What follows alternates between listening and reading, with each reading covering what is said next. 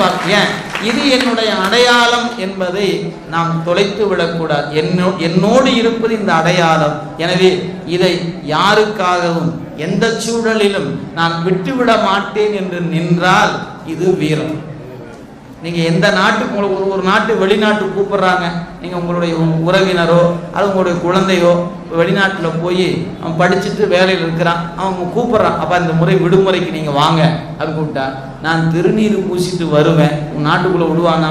இல்லைப்பா, நீங்கள் திருநீர் பையெல்லாம் தயவு செய்து எடுத்துகிட்டு வராதிங்க, எங்கள் நாட்டில் உள்ள இமிக்ரேஷனே விட மாட்டான், நீங்கள் அதெல்லாம் கொண்டு வராதுன்னு சொன்னால் உன் நாடு எனக்கு வேண்டியதில்லடா, நான் இங்கேயே இருக்கிறேன்.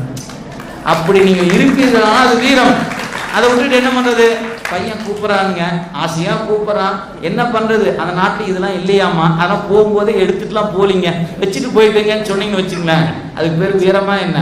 இதோடு வருவேன், விட்டா விடு, இல்லையா திரும்பி போகிறேன், என்னை திருப்பி அனுப்பிச்சு விடியா, என்னுடைய அடையாளம் இது, நான் திருநீர், நீ இது பரிசோதனை பண்ணிப்பார், நீ வேணா பூசிப்பார், அப்படி கொடுக்கலாம் இல்லையா? அப்படி கொடுப்போமா என்ன?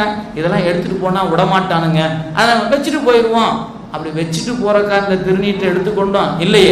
அப்ப நான் திருநீர் பூசுதல் என்கிற ஒன்றை பின்பற்றுவதாக இருந்தால் திருமணத்துக்கு போனாலும் திருநீரோடு தான் போவேன். அது 16 வழிபாடா இருந்தா என்ன, நீத்தார் இறந்த கடன் வழிபாடா இருந்தா என்ன, எங்க போனாலும் திருநீரோடு தான் நிற்பேன் என்று நின்றால் அதற்கு பெயர் வீரம் என்று பெயர்.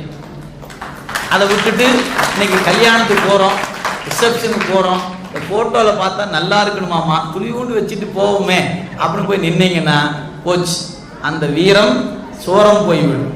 எனவே வீரம் என்பது யாருக்காகவும் எந்த சூழலிலும் நமக்கு என்று கொண்டிருப்பதை விடாது நிற்பது வீரம்.